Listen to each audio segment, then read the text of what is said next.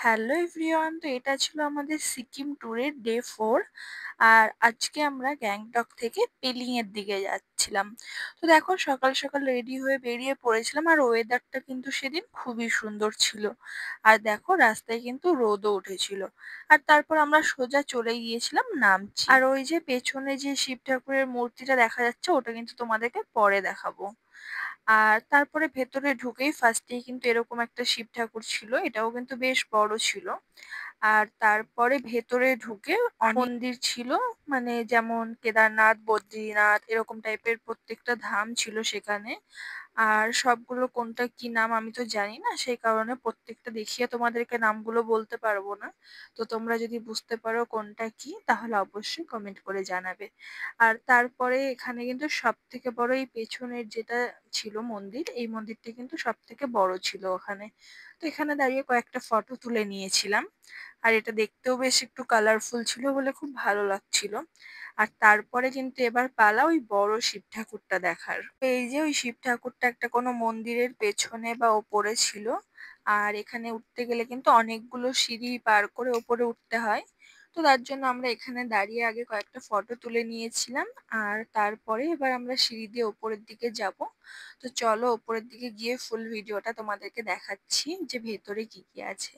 তো ফার্স্টে ওপরে উঠে যাওয়ার পরেই কিন্তু এইখানে একটা বড় এরকম নন্দী মহারাজ আছে। আর এখানে প্রচুর লোকজন ছিল, সবাই কিন্তু ফটো আর ভিডিও তুলছিল।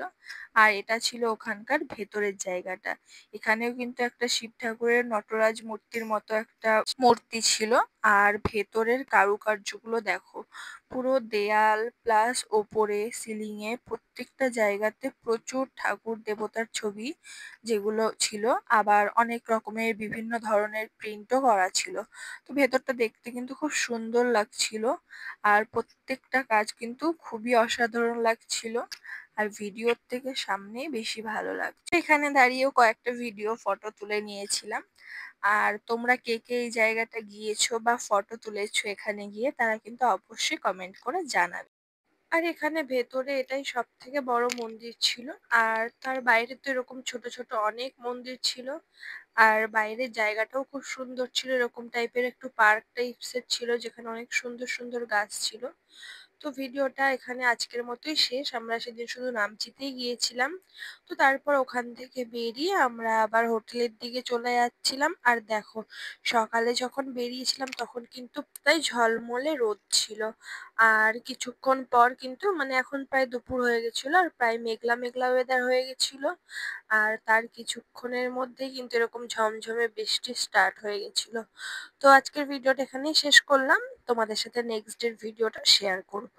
ভালো লাগলে অবশ্যই লাইক কমেন্ট শেয়ার করে দিও।